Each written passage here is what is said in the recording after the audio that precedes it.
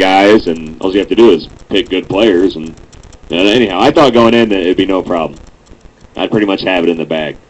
Anyhow, that was like 5 years ago, and I've only won one Super Bowl in my life. I've only won one fantasy Super Bowl in my life, and it wasn't in that league. So it's harder than you think. And a lot of people bang on fantasy football, on fantasy sports in general. They're like, oh, you're a numbers nerd, you're a stat geek, you're a fantasy. It's cool, it's whatever. I know a lot about football. Most of it's because of fantasy. I know a lot about individuals in football, and it's mostly because of fantasy sports. I mean, I've always been a football guy, but once I got into fantasy football, I had never, ever, ever known so much about so many teams and just each individual player. It's really helped a lot. It's really helped a lot in my overall football knowledge, and it's a lot of fun. I'm a competitive person, and you get on the message boards and you're talking smack to everybody else in your league, and it's a great time.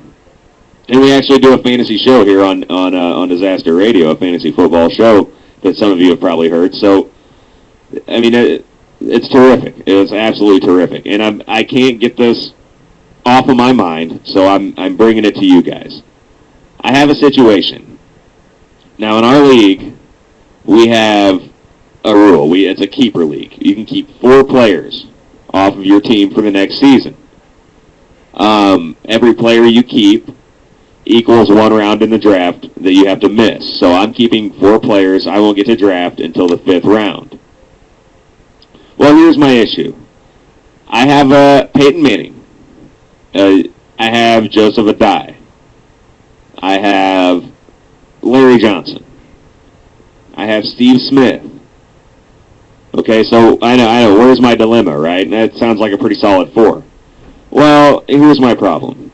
Late in the season, I believe it was week 9, whatever week Ryan Grant first, emerged onto the scene as Green Bay's running back. Sammy Sue's got to take off. She's got to make dinner. And, okay. Sammy, thanks for hanging out. See you tomorrow. I've totally lost my train of thought. Okay, yeah, about week 9. Whenever Ryan Grant, first showed up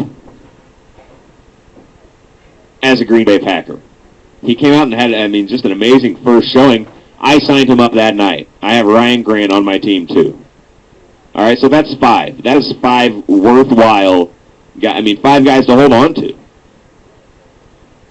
And also, I've been offered here in the off season, even though we're not technically allowing trades to go through yet. As the commissioner, I run the league with an iron fist.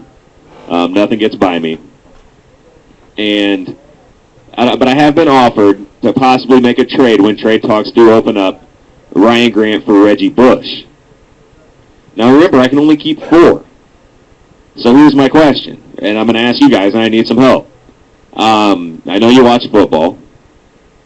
So who would you cut if you had to pick between Ryan Grant, Larry Johnson, or Steve Smith? Or would you trade Ryan Grant for Reggie Bush?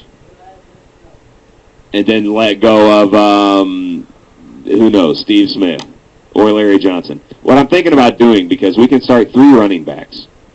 I'm thinking about, right now I'm leaning towards keeping, obviously, Peyton Manning and Joseph Adai. And then Larry Johnson and Ryan Grant. I'm leaning towards keeping 3 running backs and letting Steve Smith go. And not making the trade for Reggie Bush. Is that a good idea? It's a tough decision, and I know it's 6 months away, and a lot can happen, but it keeps me up at night. Some things are so tough for me to figure out who's going to have, out of all those guys, who's going to have a worse season. You know what I mean? I know it's kind of hard to compare wide receivers to running backs. I will tell you, in our league, running backs are slightly more valuable. Slightly. Receivers are pretty valuable too, but running backs are slightly more valuable. So that's why I'm leaning towards keeping the 3 backs. But if I do keep the 3 running backs, should I consider trading Ryan Grant for Reggie Bush? And then I'd be going with Peyton Manning, Joseph Adai, Larry Johnson, and Reggie Bush. See what I mean? It's a tough one. I'm not sure what to do. I'm not sure. It's my dilemma. And it's a 6-month dilemma, and I'm worried that I'm going to overthink it. I have all this time. I'm worried that I'm going to overthink it, and then it's going to end up hurting me. That's how you lose in fantasy football. You try to outthink the room, and it doesn't work. Just play it simple. Who's good? Plug them in. That's how you win. You start trying to get crafty and creative, and you do things like start Kevin Jones in your conference championship game, like I did last year, and lose. So help me out. Is anybody even Elwood? What do you think about this? Smit Dog? Surfer Girl? Come on, you guys I know are my NFL people. Help me out. Help me out. I'm absolutely torn. I mean, Ryan Grant, now here's a guy who's only played, 8 or 9 games. However, when he did come into the league, for the time he was there, he was second in the league. Surfer Girl says she agrees with whatever I say. I say I'm confused. I don't know. Is Ryan Grant going to... Okay, let's start with this. Is Ryan Grant going to continue on being one of the top rushers in the league? Now with Brett Favre being gone, it seems to me that he's going to really have to carry the load. And he's got the young legs to do it. He's got no miles on those legs. I can see Green Bay having Ryan Grant shoulder the load this season coming up. I mean, really shoulder the load. Like 25 carries a game.